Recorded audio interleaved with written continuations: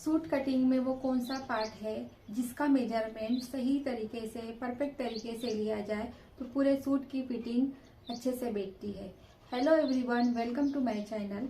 तो आज हम देखेंगे सिंपल सूट की कटिंग जो कि खास मेजरमेंट के साथ। आज हम जानेंगे कि वो कौन सा मेजरमेंट है जो हमने अगर सही से परफेक्ट तरीके से कटिंग किया तो ऑटोमेटिकली पूरी कुर्ती परफेक्ट तरीके से बैठती है।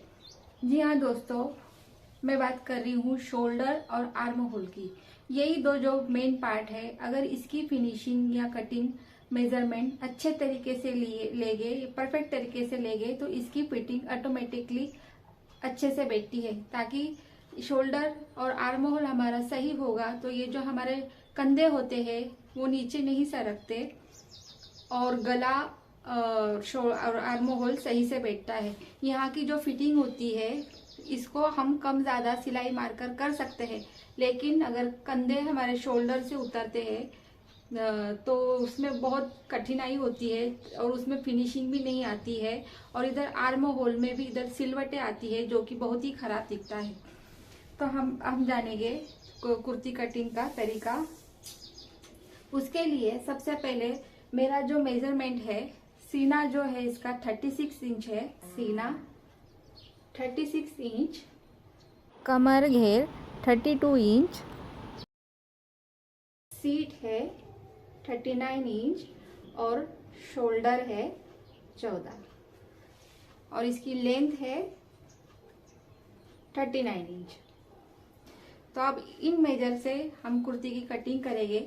ये मैंने 12 इंच का कपड़ा फोल्ड किया है ताकि मेरी सीट जो है वो 39 इंच है, उसका फोर्थ पार्ट 9 इंच प्लस उसमें 3 इंच मैंने ऐड करके 12 इंच का फोल्ड किया है, क्योंकि मुझे दामन चौड़ा चाहिए। अगर आपको दामन चौड़ा नहीं चाहिए रहेगा तो आप सीट का चौथा प्लस 2 इंच ही इधर फोल्ड कर सकते हो।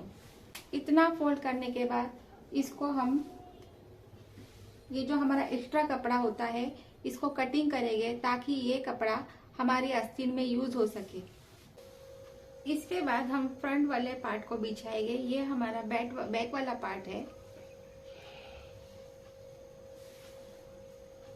ये फ्रंट वाले पार्ट को डिजाइन के ऊपर डिजाइन रखकर बीचों बीच बराबर से फोल्ड किया हुआ है ताकि ये जो हमारा दामन है ये एक लेवल में आए। ये इसकी डिजाइन जो है ये नीचे ऊपर ना हो, इसलिए हमको इस बात का ध्यान रखना है कि इसकी जो डिजाइन है इसके ऊपर सेम ये डिजाइन रखकर, चाहे तो आप इधर पिन अप कर सकते हो। ये वाला बैक पार्ट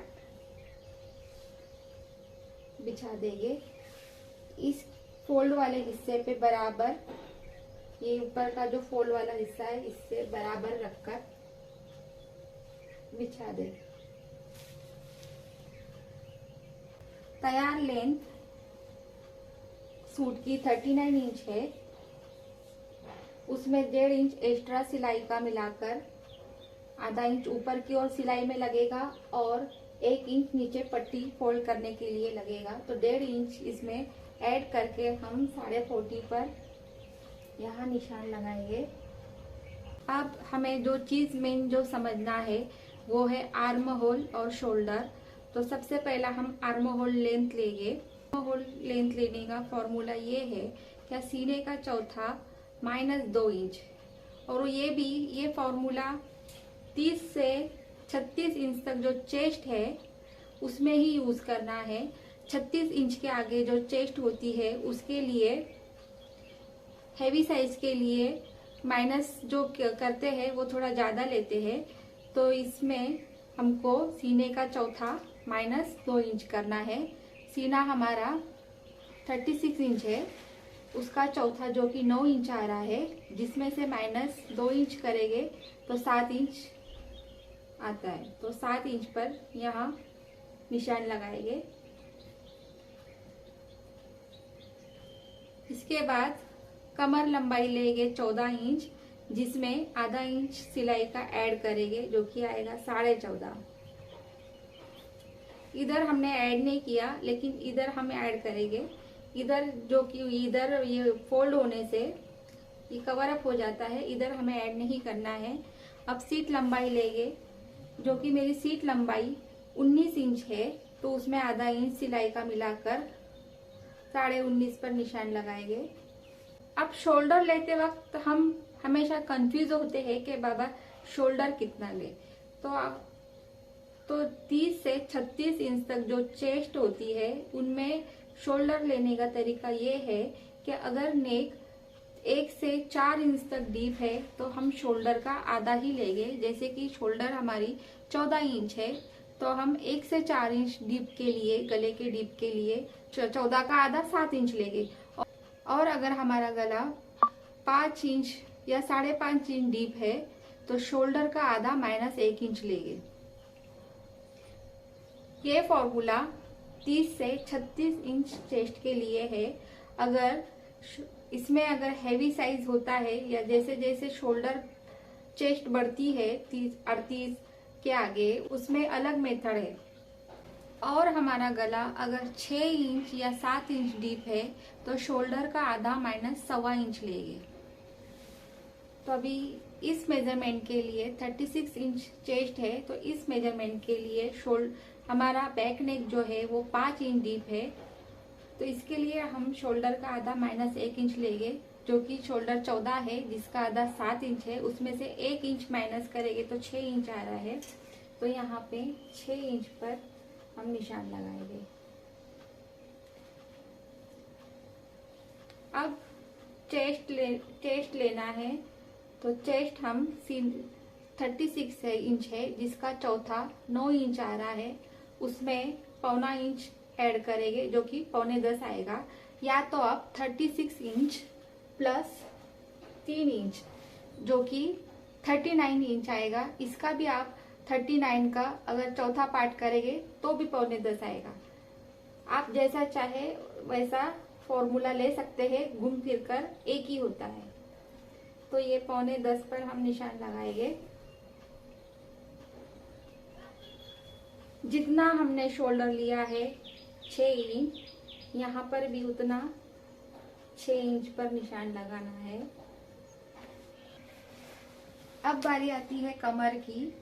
कमर, ये मैंने गलती से 30 इंच लिखा था, कमर 32 इंच है। इस कुर्ती की कमर 32 इंच है, तो इसका चौथा 8 इंच आ रहा है, उसमें आधा इंच ऐड कर 8.5 पर निशान लगाएंगे। अगर आप इधर फिटिंग में, कमर में अगर फिटिंग पहनते हो तो आधा इंच कमर का चौथा आधा इंच ऐड करो, या फिर अगर आपको लूजिंग चाहिए इधर तो कमर का चौथा 1.25 इंच ऐड करेंगे। तो मैंने कमर का चौथा प्लस आधा इंच पर यहाँ निशान लगाया है।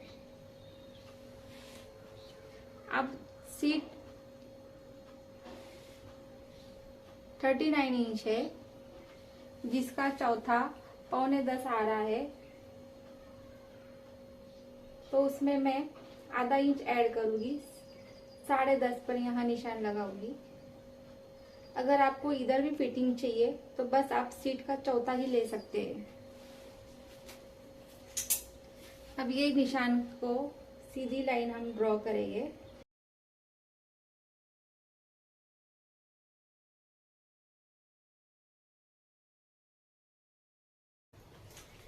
ये निशान को भी हम सीधी लाइन ड्रॉ करेंगे।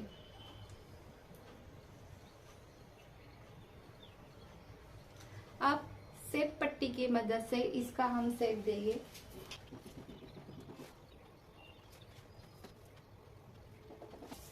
अब जितना हमारा सीट है उतना ही नीचे दामन लेंगे।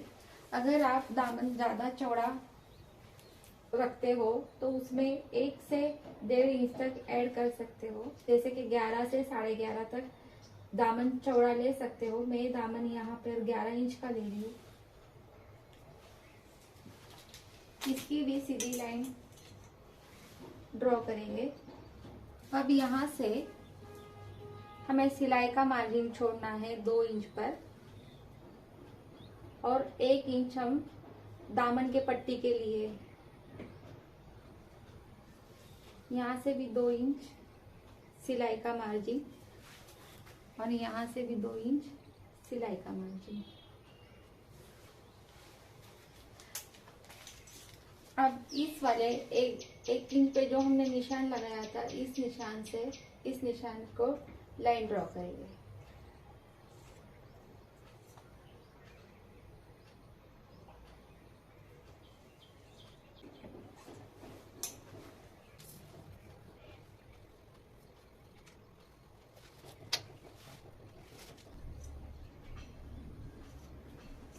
अब आर्म होल का शेप हम इजी तरीके से देंगे।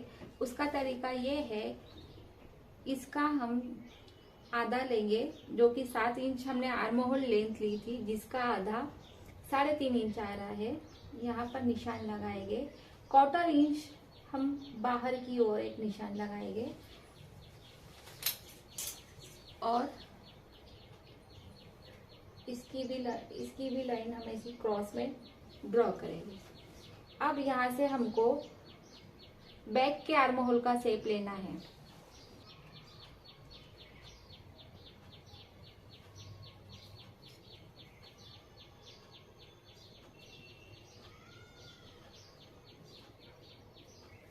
ये देखिए, ये इजी तरीके से बिना कंफ्यूज के साथ हमारा आर्म होल का बैक वाले हिस्से का शेप देकर हुआ है। अब फ्रंट के आर्म होल का शेप देंगे।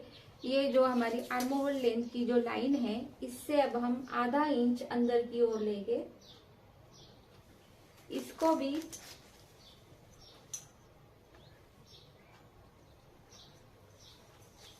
क्रॉस में लाइन ड्रॉ करना है और इधर से 1 इंच ऊपर की ओर लेकर यहाँ से फ्रंट के आर्म होल का शेप देना है।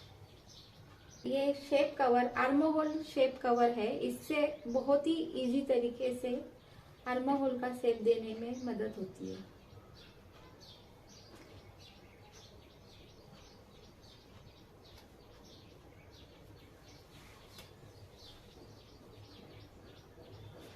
अब हम लेंगे नेक की चौड़ाई, जो कि 3 इंच है, तैयार। यहाँ पर एक निशान लगाइए और ये जो हमारी आर्म होल लेंथ की जो लाइन है, उस पर हम आधा इंच नीचे की ओर निशान लगाकर शोल्डर डाउन करेंगे।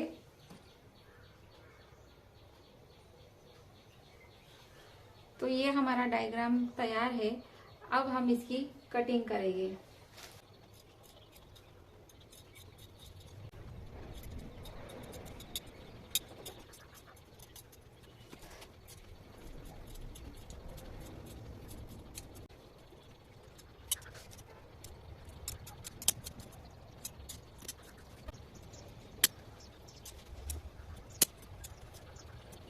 ये था बैक पार्ट। अब फ्रंट पार्ट के लिए आर्म होल का शेप देना है। मैं अंदाजे से दे देती हूँ।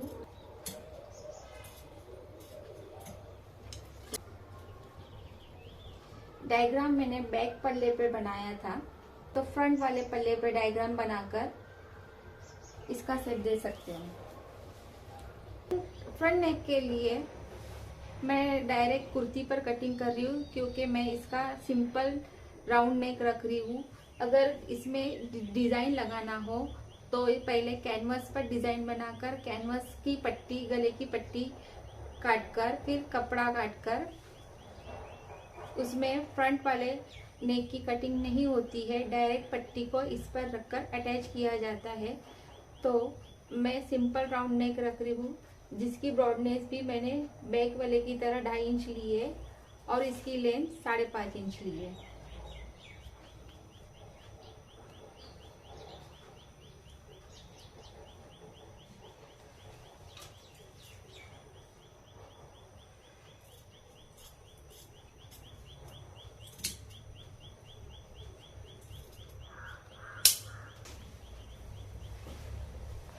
अब हम बैक वाले हिस्से की कटिंग करेंगे, गले की, जो कि हमें चौड़ाई इसकी 2.5 इंच लेना है, ताकि आधा इंच सिलाई में कवर होता तो उसकी तैयार चौड़ाई ब्रॉडनेस 3 इंच आएगी। तो गले की ब्रॉडनेस हमें 2.5 इंच लेना है। 2.5 इंच पे निशान लगाने के बाद इसकी जो डीपनेस है 5 इंच है। 5 इंच पे निशान लगाने के बाद इसको राउंड में शेप देंगे और इसकी कटिंग करेंगे। आप चाहे तो बैक वाला गला डिजाइन वाला भी ले सकते हैं, जैसे कि मटका गला। इसमें करना क्या होता है, बस थोड़ा सा मटके का ऐसा शेप देकर ये जो मटके की डिजाइन तैयार होती है।